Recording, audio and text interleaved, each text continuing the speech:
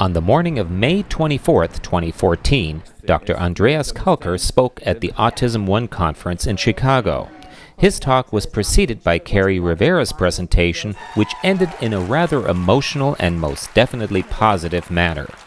Rachel, a child who recovered from autism, spoke of her experience.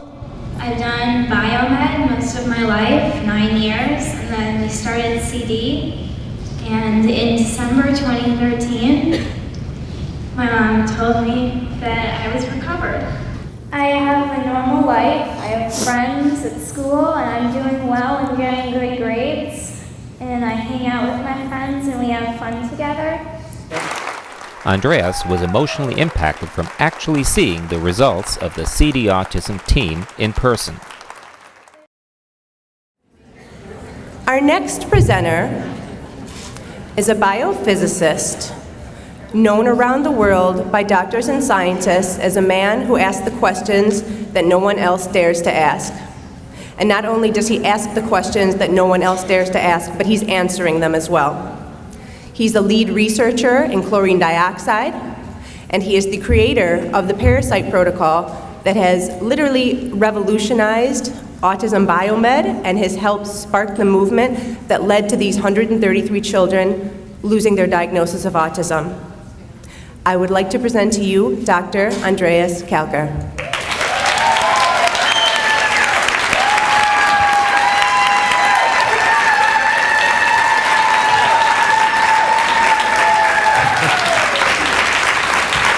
Thank you very much. Thank you. 1, 2. It's working? No, it's not working. Hello, yeah, sound, okay. Thank you very much, everybody. Thank you. Well, thank you, Carrie. It was unbelievable. The girl. I was sitting in the background. I usually am a tough guy, you know, but you know, I couldn't help myself. Okay, well, we all are human. It's impressive. It's absolutely impressive what we have seen.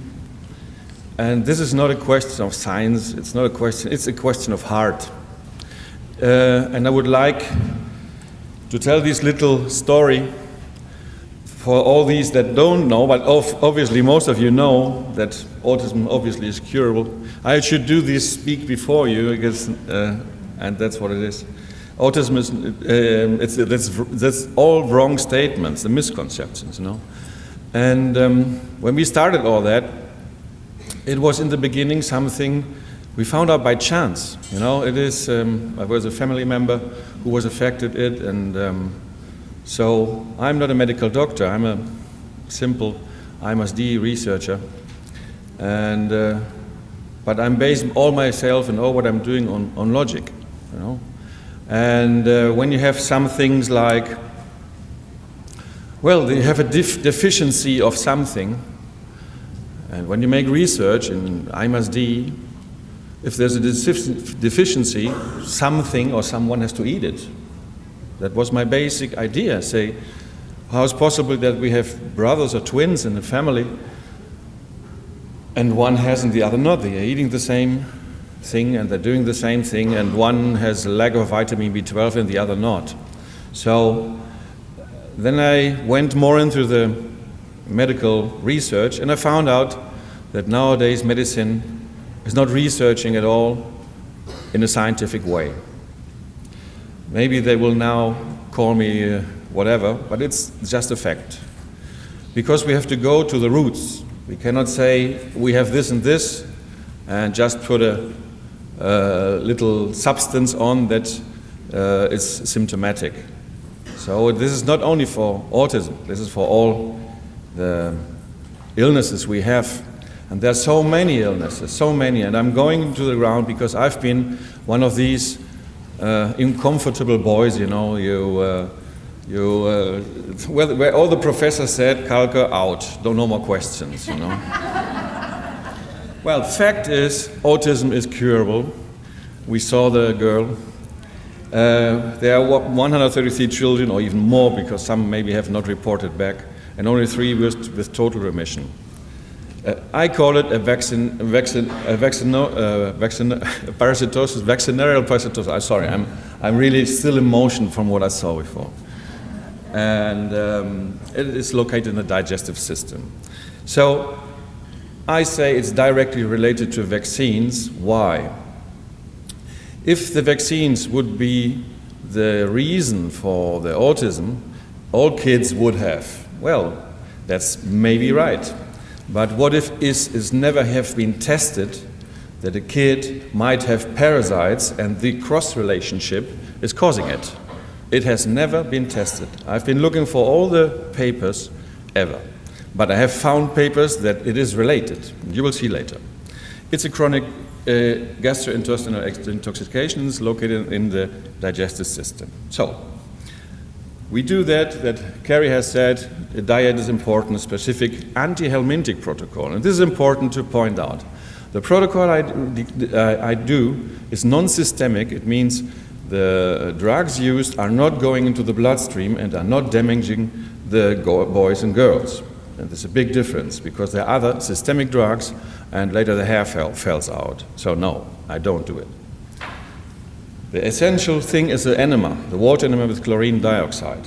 The help from the family and the social networks, I would love to hug them all in a way. Not possible, but they're here, most of them. So, girls, you're amazing. You're really amazing. I have to say thank you to you. Thank you.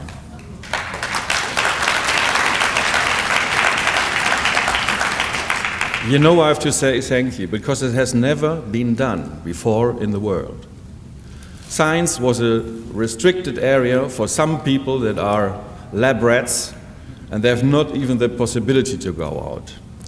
And a doctor said, well, this is all not true as we have not a peer-reviewed study. You are my peers.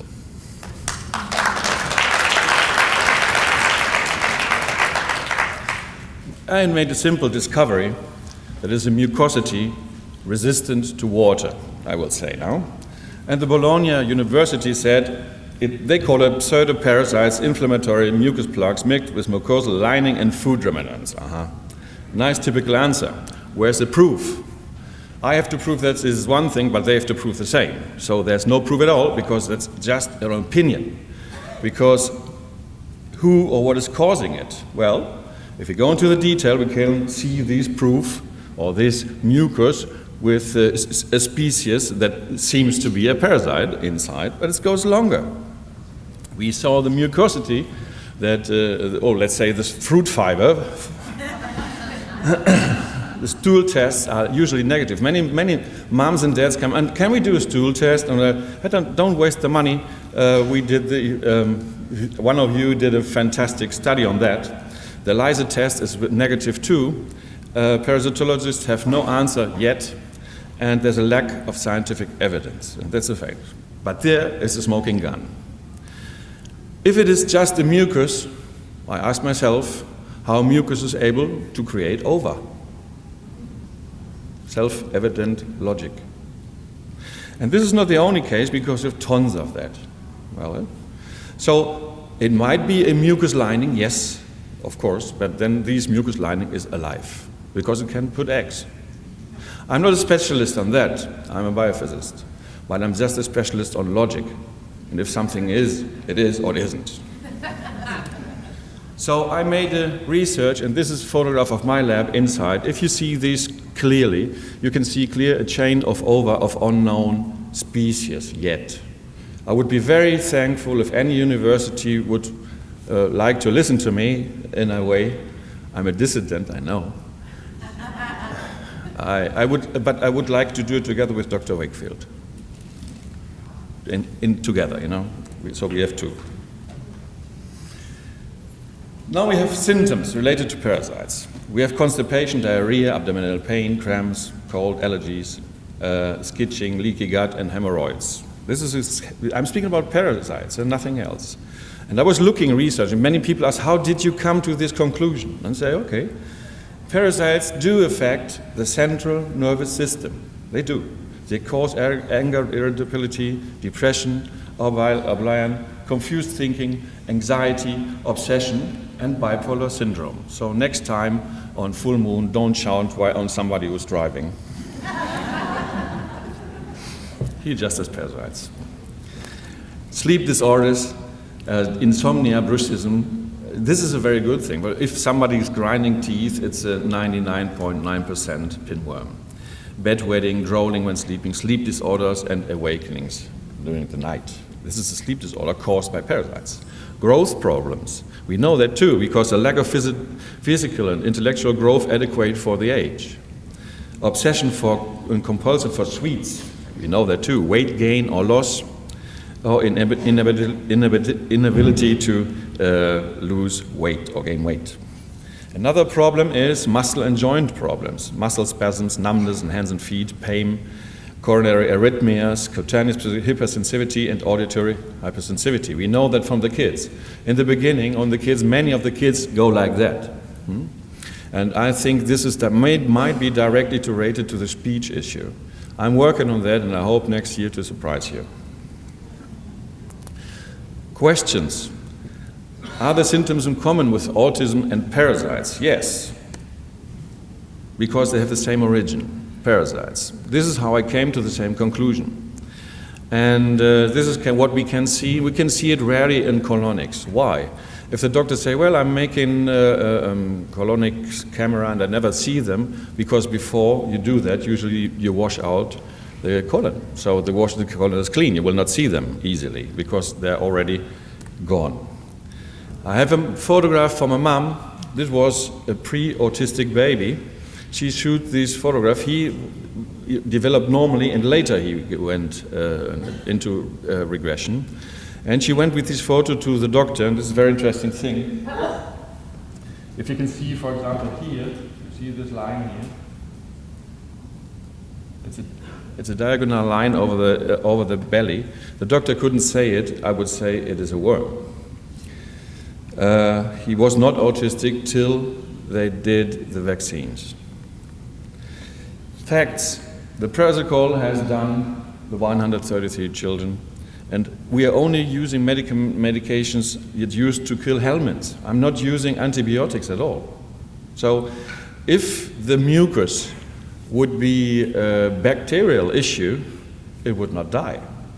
And we wouldn't have no results. So it is directly related, to which point I'm not able to say here, because I need more help from other universities or other professionals that can do that. What I can say that the symptoms match, and that there's no such thing like a mucus with ova, as I know. The toxins are released by the helminths are histamine, Malondialdehyde, Formaldehyde, Ammonia, and morphine. These are 5 toxins that are there releasing, and they give me the background to know what's going on with the kids and why. If you go to histamine, you can see histamine causes inflammation. The histaminergic reaction modulates sleep. We know that the kids cannot sleep. They are always up. This is because the inflammation do that. Alters the neuronal wakefulness state more than any other substance. It means this is why kids want to sleep, but they can't. This is why I told to carry in the moment, if you do a little mebendazole shot when they are in the night with a syringe in the implant. This is really effective to get them to sleep. This next thing is Malondialdehyde. So Malondialdehyde levels clearly in patients infected with Ascaris. So we're not speaking about one species here. We have seen in these kids come out every kind of species. Actually, we have to admit there are 300 species of parasites in the human possible. And usually if you have got one, the other came too. It's like in a bar, a very dark bar. You know? If one bad boy comes, all the rest comes too. So Malondialdehyde reacts with deoxyguanosine and deoxyguanosine in the DNA. What does it mean? It's mutagenic. Many times professionals say, well, we have the Fragile X syndrome, we have genetic disorders. Wait a moment. Genetics doesn't change in 40 years, because 40 years ago, We had 1 case in 10,000, and now we have 1 case in 50. This is against logic. And the next thing is you have to understand that there are toxins that can change DNA. This is what's called mutagenic, and this is one of these substances, and this substance is released by parasites, Ascaris, and that's not because I say it. Here's the scientific evidence. We have the papers for that. It's known, but obviously it's not read. So, formaldehyde. Formaldehyde is the next very toxic thing. We have to know that 30 milligrams of formaldehyde are deadly toxic. It means it's really extreme toxic. It is carcinogenic. It is related directly to asthma development. How many kids have problems with respiratory problems? And it is used in the vaccines to kill the bacteria, let's say, or to inactivate bacteria. I ask myself why. This is one of the worst things you can use in the vaccines. There are many other you could have used. Then we have a symptom, it's called hyperammonemia. The hyperammonemia, if we see the coordination of the kids and we see the posturing or the seizures, I relate directly to hyperammonemia. And it is not a thing I'm saying, it's a thing that's proved. You can do it yourself. You can go just to a shop for fishes, you know, a pet shop, and you can buy ammonia strips and just put it in the poo, and you will say that ammonia rises above danger levels. We know, for example, Trichomonas is a parasite that releases ammonia. And we know that, and it's known to the scientific world. This is a thing, it has to be investigated more, and in the future we will see what is coming and where it's going. I hope everything will be come out as we think. They're producing as well morphine. So this is a thing, we know that drug, at least police knows it, and the detentions for morphine is a very dangerous drug, because it can do many, many things directly to the body, and the worms use it to hide. So it's causing constipation as well, because it slows down the gut motility. Morphine is the alkaloid found in opium, and you can see chills, goosebumps, muscle spasms. It's a cocktail of toxins that these parasites are releasing into the bodies of our kids. So this is what we have to understand. The kid is not under his own control. In the University of George Washington, they made a research of how many parasites are there, and well, in total we have about 3 billion people in the world infected with parasites. How many are we in the world? 7, okay. 1, 2, 3, 1, 2, 3, every third person. So this thing is what they as well put into the body. There's more than the 5 toxins. We can see all the other toxins, and they inhibit pepsin. They make a lot of things in your body to control. They're very clever, actually. What they want is they want to go in the body and they want to control you. And most likely they go in the body to control your hormone system. Because many people think about the brain. No, a parasite is not interested about what you're thinking at all. He's interested in what you're doing. So if you want to crave for sugar, he goes to the hormone system, it can be thyroids, it can be other parts, and he controls it by histamine, by inflammation, by many things. And we have to think that the parasite has been in our world before the dinosaurs. There's another thing I'm researching on. This is, for example, Roundup from Monsanto. We know glyphosate is a suppression of the cytochrome P450. So it means that it is directly affecting the gut bacteria in a very severe way.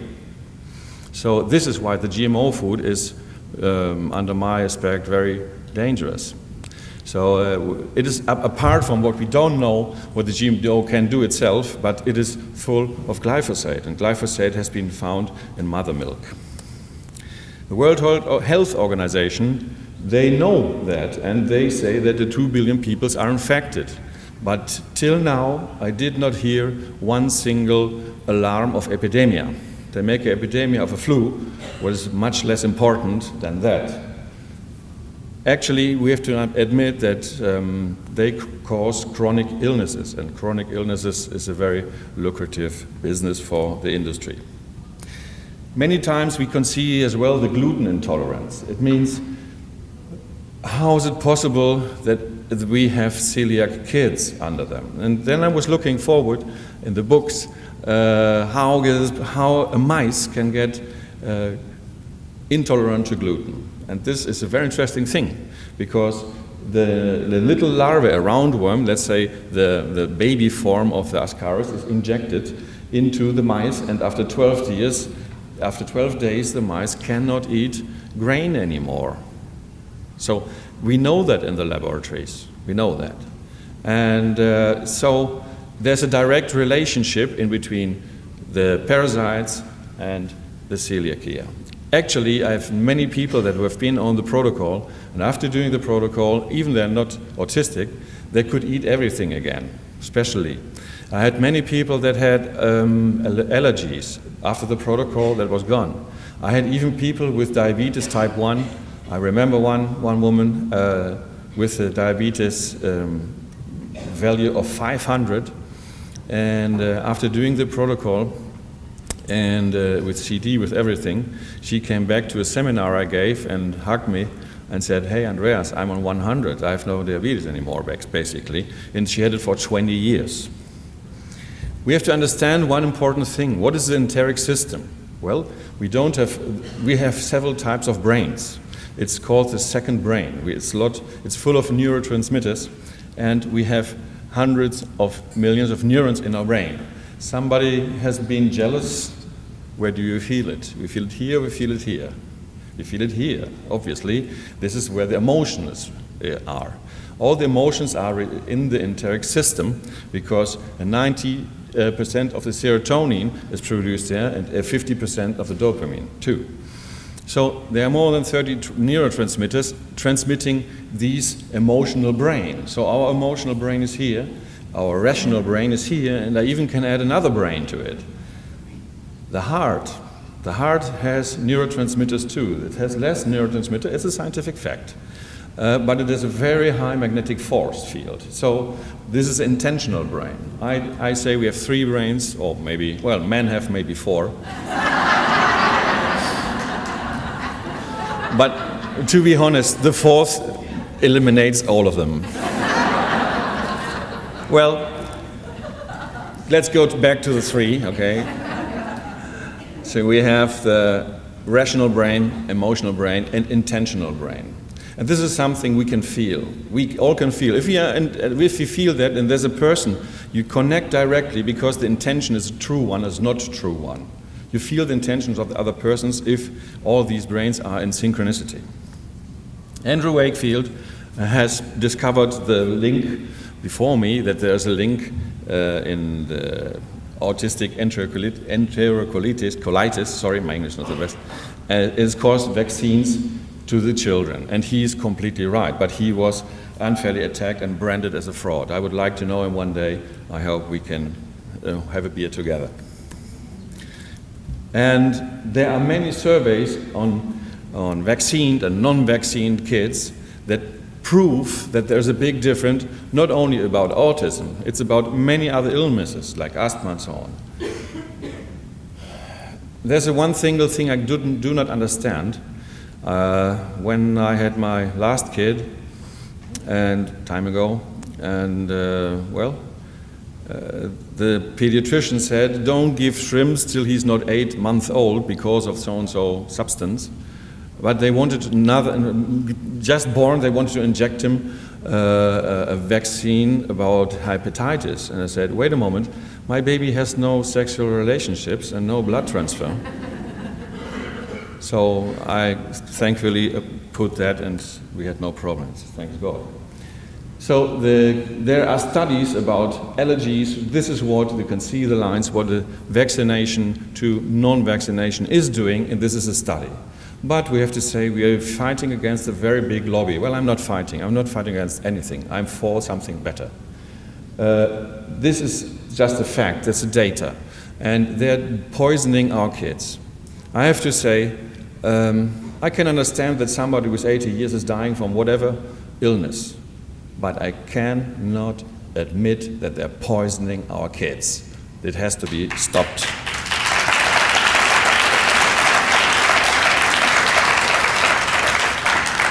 So industry is saying there's no relationship at all. Oh, there's no relationship, and what's that? It has been demonstrated that the immunomodulatory interaction between Ascaris and cholera vaccine, we know that, and they know that. And it applies to the tetanus vaccine. So there are interactions, and there are known interactions. And so if they want to make vaccines in the future, they must have shown that they don't affect kids that are with worms of any kind. And this is a trick how we can kick them out of the business. We have to go for that. We don't have to say the vaccines. We have to say they are not tested against worms, and this has to be made sure of. And this is the political go-around, how it could be achieved. Larva migrans is when the worms are going all through the body. This is induced by the vaccine. So the vaccine is a trigger. We had worms all millions of years ago. This is not a big deal. But this is a trigger to make them move and hide into deeper tissue. Obviously, they don't want to die. And when we have got the vaccine in the body of the kids is completely immunodepression, and they can go where they usually could not.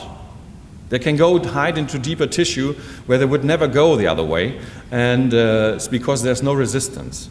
So the other thing, we have to see cortisone. Cortisone is the one that opens the door for everything, for parasites. So be very careful. After cortisone, 5 hours later, you have no defense with eosinophils. Eosinophils is a white blood cell that defends ourselves against parasites. But there's another problem. And this is, cortisone, we have our own one, it's called cortisol. It's done in your body, and it is released when you have stress. So when you have stress, a high stress, 5 hours later you have no defense against parasites. So think about twice if you're working in a very stressy job that's constant stress. This is why we have these extreme problems with so many people. They are so under stress that they have no defense against anything what in nature is normal. So this is my personal opinion. Heavy metals. Heavy metals in the worms. The worms use the heavy metals to shield themselves. And this is we have to understand a little bit of chemistry. So let's say everything that is acid has to be compensated with something that's alkaline in the body. And if you have acidity that is a fecal matter of a worm, the body will draw in calcium, for example. And this is why we have oxalates, and we need the stone breaker. Everything in the protocol is very, very, very, very well thought out. So the oxalates is to compensate the acidity that's toxic. And the inflammation has a negative charge, so positively charged calcium, that's alkaline, find the way into the inflamed area. And lead and mercury have a positive charge too. This is why it is a problem too. On the other way, all the metals have cations, and they are working like a shield against being digested by our digestive liquids. So how can they protect not to be digested? This is, for example, fasciola, is another parasite, can have up to 172 times more than a host tissue of metals. This is a fact from the University of Karlsruhe. But what does it mean? If a worm has a very high amount of metals, it reacts like an antenna. And there's a cross relation to why the kids go so upset under a magnetic field. Okay? Imagine you have worms inside, and I'm not speaking about the big ones. I'm speaking about larvae that are a little bit bigger than a microbe, 26 nanometers. These little larvae have a lot of metal inside. The metal, it converts them into antennas of high frequency. We have the magnetic fields, and they affect directly on them. Because what happened, we could see it over and over again. We bring the kids to the beach or down or on the country where there's no mobile phone, and they see the kids calm down. It's not the kids. It's the parasites they calm down because they are really under stress. And the stress of the parasites worse everything. So we have to understand it's not a first cause. It's cause, relation, cause, effect, cause, effect, cause, effect. So this is one of the things of the heavy metals. And the parasites need the heavy metals to shield themselves to be digested. So this is a bit what it's about. I don't go too deep into science here. It's not a science conference, you know. I just try to make it understandable for everyone. And if there are scientists here, I apologize for not being too technical. So the treatment, we had a successful treatment, and that's oriented to deworming of the large parasites. Why the large one? Ascaris can make up to 58 million eggs in a lifetime. So we have to stop first that they can got more. And actually this was the principle, and this is why the PPs are longer than 1 month or 2 months or 3 months. It's not about killing just a parasite. I had the luck to be in the University of Baja California now and with giving a seminar. And there was Dr. Garcia Pinzon. He's a very famous surgeon for kids, kids surgeon. And he said his record in taking out parasites was 972 worms. And he hugged me on stage and said, Andreas, first time I hear something that's logic. And he stepped on stage and said, because we took these 900 bugs out of the kids, and some months later they came back. Yes, that's the truth, you know. It's not about surgery at all. It is, you have to get down the population, and you have to create an environment that's hostile for them, so they will not come back. We have to be very careful as well with reinfection. Some moms said, okay, I'm getting down, but it's coming back. So think about reinfection. I don't want to say, but it's like this. If your pet is kissing you, think about it twice. Yeah, it's a fact, you know. We have many things about that. The people say, oh, this is so cute, na na na na na na na na na. Yes, but before he was licking whom or what?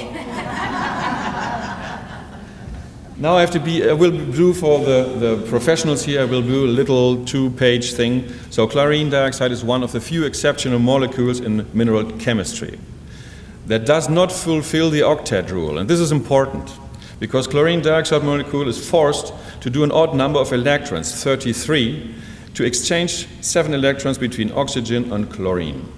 Chlorine dioxide can be, contrary to other oxides and oxygen acids, a donor or a receptor. It can be both. So this is different to ozone and different to others, or H2O2. And reducing and oxidizing depending on the pH values in consideration of the Nernst equation. The Nernst equation, well, let's say it's simple. The more acid, the more boom, okay?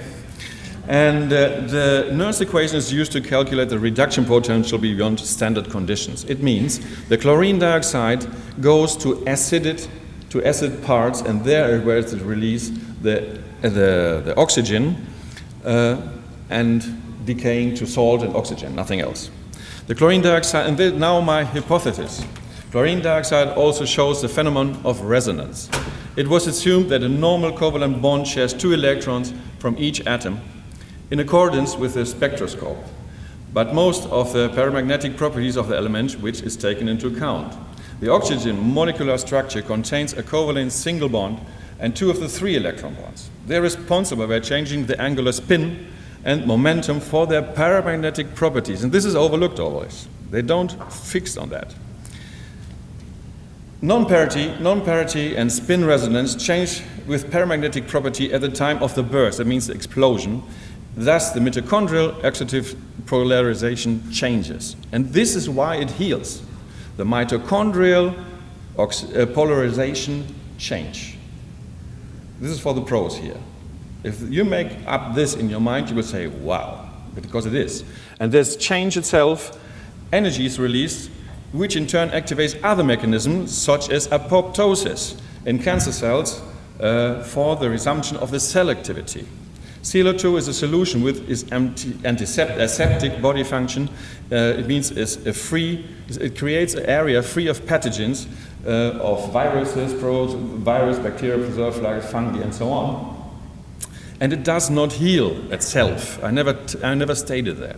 It is by selective oxidation of these pathogens our body can achieve to recover. And this is the thing. So this is for the pros that want to know how it works, and this is the fact. Why? In our body, we are killing. How do we kill the bacteria in our body? We do it by phagocytosis for millions of years. And there's no resistance to this. And phagocytosis is an oxidative process. It's not an antioxidant. The chlorine dioxide enemas are essential. The protocol is strict. The ATAC tests have to be done. The healing crises are possible, and I have to say that because when the bugs die, you have an up. The child is getting worse in the moment, but then it gets better. Contact with the groups is very important. How to use it? Well, it is already said by here. I will go fast, a little bit faster, but 2 points more. Results, we have seen results like that, all of them that had done that protocol. And now I go to the toxicity, which is always the people speaking about. Toxicity is limited to massive inhalation. So ClO2 is toxic when you inhale it. But anything you inhale that's not air is toxic. We cannot inhale water. We can drink it. So in no skin irritation, you can put on the skin, oxidize histamine, this is inflammation, thiols and phenols, okay? That's bad smell. It oxidizes metals. It has the only residue is salt in a very, very, very small quantity in molecular form, and it is used for hundreds of years. The FDA approved it, and now I go to the oxidative stress. The oxidative stress theory itself is proven wrong. Okay, this is the father of the baby from before. Yeah, it is actually. It's true. Athletes are the living proof. If oxidative stress would be true, somebody who makes sport should be much more ill than somebody who's a couch potato. Okay? So the relations are wrong, and it has been proven wrong by Dr. Ristoff in 2004, and he got the German research prize for it. So when you hear the oxidative stress theories, you can just throw them in the dustbin. They are wrong because they're based on a wrong base. Read it again. It's called mitohomesis, and then you will understand how it works. And I even go further. When there is the oxidative stress, when the body has a toxic inside itself, I make it simple. If you get a toxin inside, the body tries to get more oxygen to oxidize the toxins. So it is not the cause-effect, it's effect-cause. It's the wrong way around. It's turned wrong. So how can we alkaline the body? And now we see in internet 100,000 foods and so on alkaline the body. No, that's not right, because your stomach is acid. The thing is, we alkaline it by breathing. I say 1, 7, 1, 3, 1, 4. This is every time we inhale and exhale in the lung, we convert our blood from 1.3 to 1.4. And this is how we actually do alkaline the body. Pharmacokinetics, the combustion is easy because every combustion produces ash, and ash is always alkaline. So breathing is oxidation. Why do we need antioxidants? Good question, right? I have the same. Otto Warburg said that all the deaths are oversaturation of acids in the body. Combustion is hydroxides. The body breathes the ClO2. We release ClO2, and soon we'll be taxed for that. ClO2 oxidized depending on the pH. On the acidic medium, pathogens are more acidic than 7.3. Histamine is reduced by oxidation. Toxins are oxidized, heavy metals are oxidized, bacteria multiply when they are in danger. And this is one of the things. If we have a worm or a pathogen that has his symbiotic bacteria inside, because they do not have a complete complex digestion system. In the worm we have no liver, we have nothing of that. So the worm has to use very, very, very strong bacteria to digest. The problem is when these bacteria with the fecal matter get outside the body, and inside our body we have the problem because the bacteria multiply because they think they are in danger, and they actually are. This is causing the bad infections. It's a question of symbiotism. Chlorine dioxide has been proven not to be dangerous up to 24 milligrams per liter. That's quite a lot. It's a 3-phase study. People want 3-phase study, peer-reviewed. Here you've got it. Legal medicine. It is for It's approved for amyotrophic lateral sclerosis, ALS, in the EU from last year on. So they are using it. It's not an illegal stuff, and they're even injecting it. Resume. It has not been proven that vaccines work except to make money. The regressive autism is a union of the vaccines and parasites. Probably that's the reason why not all children become autistic after vaccination. It can be cured. And over 133 children, thanks to you all, recovered. The children improved, all of them, after deworming, even older children. I made a book about CDS, that's more my field. It's not yet in English. I hope in the future it will be here. They're asking already for it. You can find it there in other languages, in Spanish, German, Czech. And basically, that's what it's all about. Thank you very much.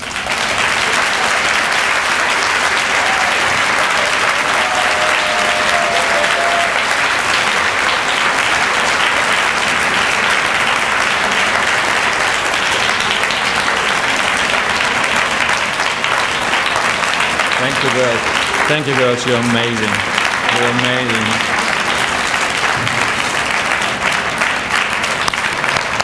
Thank you.